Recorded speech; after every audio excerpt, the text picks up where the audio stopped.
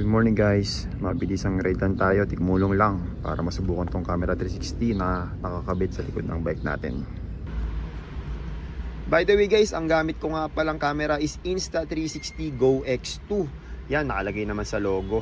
Medyo luma na siya, kaya paglabas ko agad ng subdivision, kinargahan ko agad ng 50 kph para matesting ko kung smooth ba yung video.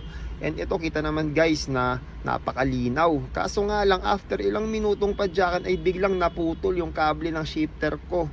And buti na lang talaga, hindi pa ako nakakaliw ng bahay, kundi yari tayo kay misis. Kasi hatid ko pa siya sa trabaho ng alas 7 ng umaga. Kaya ito, hanggat malapit pa tayo, wala tayong choice, uwi tayo sa bahay. Naputol pa yung cord ng RD natin. Tuloy mag-ship. Nakastay lang sa pinakamaliit. So wala, uwi tayo.